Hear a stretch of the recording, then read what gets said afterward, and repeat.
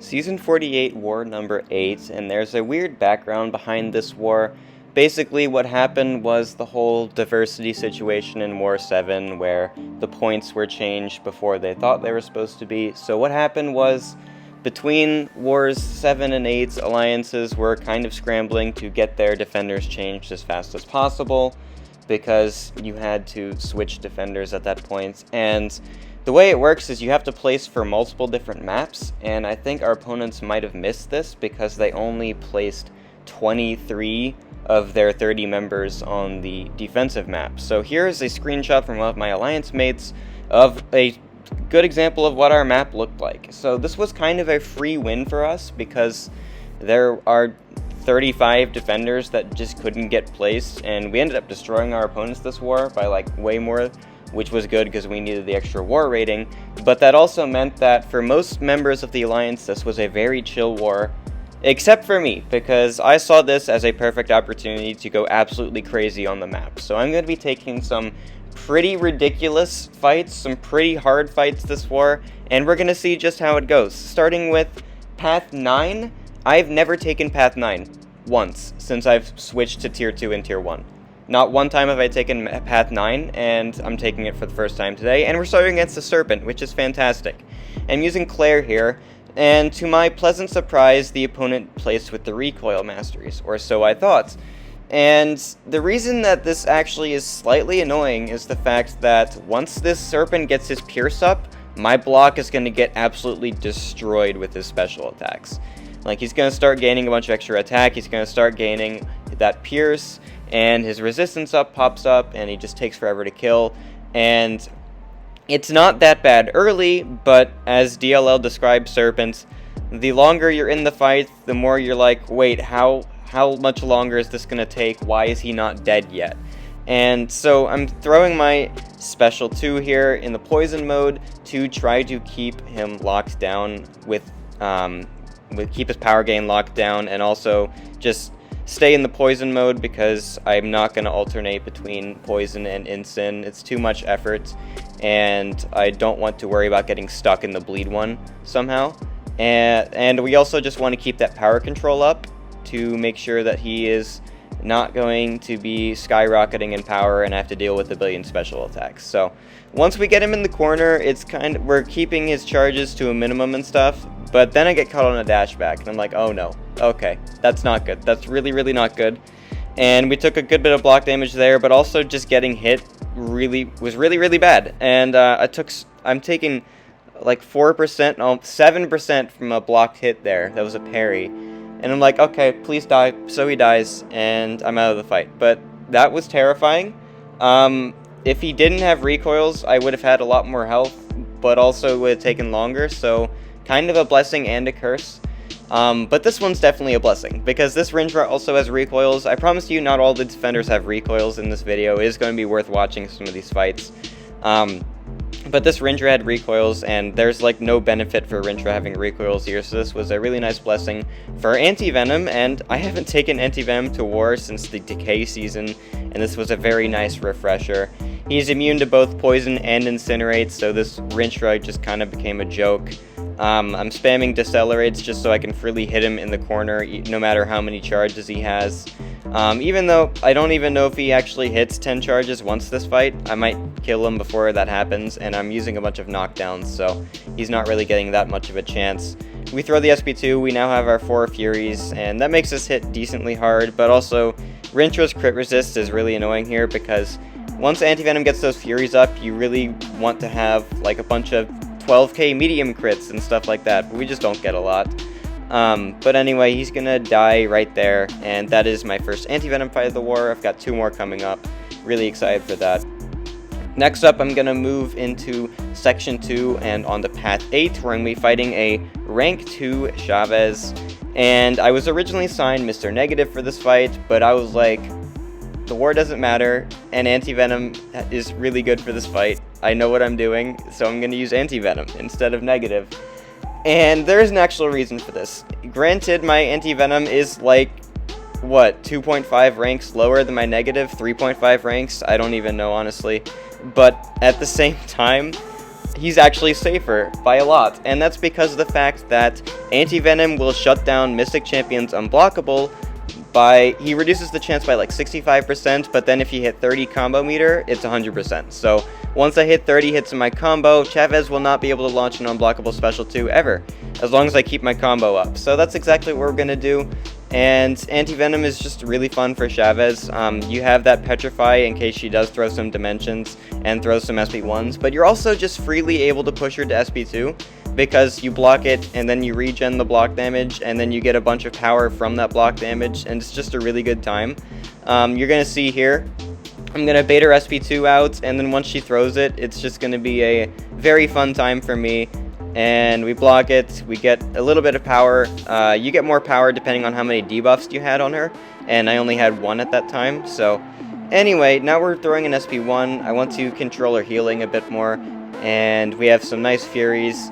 We're doing 5.5k non-crit mediums, which is decent, not really that great, but at the same time, Anti-Venom is just a slow and steady character, and he makes sure the fight is really safe, and that's what matters. And that's why I used him over Negative for that fight. So, really good job on his part. And now, I have to fight a rank 3 Gladiator, which is surely an interesting rank up. That's for sure. It sounded so redundant, but whatever.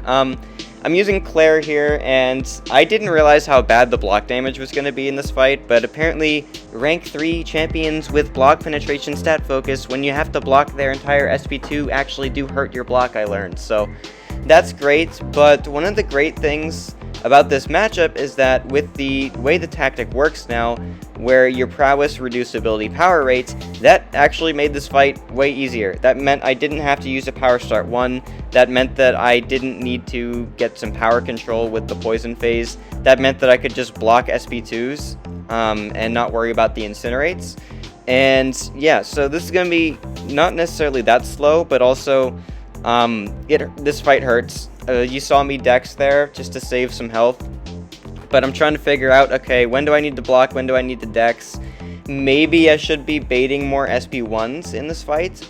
In hindsight, that might have been a better play, but I'm not really sure. At the same time, Claire's still doing a pretty good job. We do have power backs active to gain a little bit more power, but I only activated 150 boosts, and I'm also just not hitting too hard on the base of the SP2, so I'm not getting too much power, but at the same time, we still have him under control. We still don't have to worry about that power gain just because of the prowess we have. And now I'm going to throw another SP2 in just a second. We're going to do a good bit of damage, and he's down to 13%. Another SP2 he throws, another one I take on block, another like 15 to 20% I just lost on block damage, but he's almost dead. If I get to an SP2, he dies, and I know that in the fight, so at this point, I'm just kind of backing off, waiting for that Unstoppable to go away. I can't nullify it because he has that passive from the node, but at the same time, we just Relic into the SP2, and he's gonna die, so it doesn't even matter.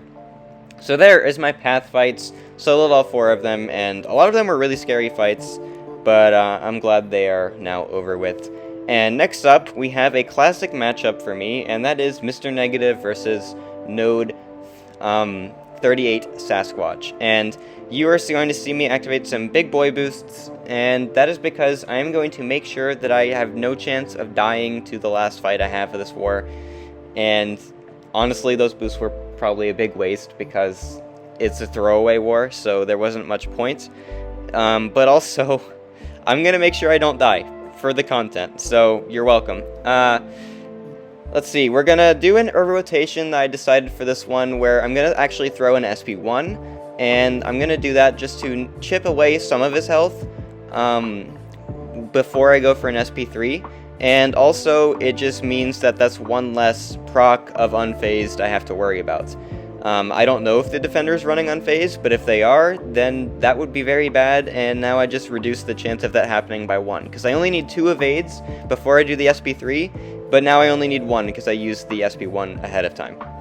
The SP1 converts your energy, in case you didn't know, just like your heavy attack evade does, but it is a little screwy with Negative's rotation, especially for this fight where I need to get to an SP3, or else it's going to be a very long and possibly unsoloable fight if I don't throw the SP3. So that's the rotation we're doing here. I waited for him to get into Wrath.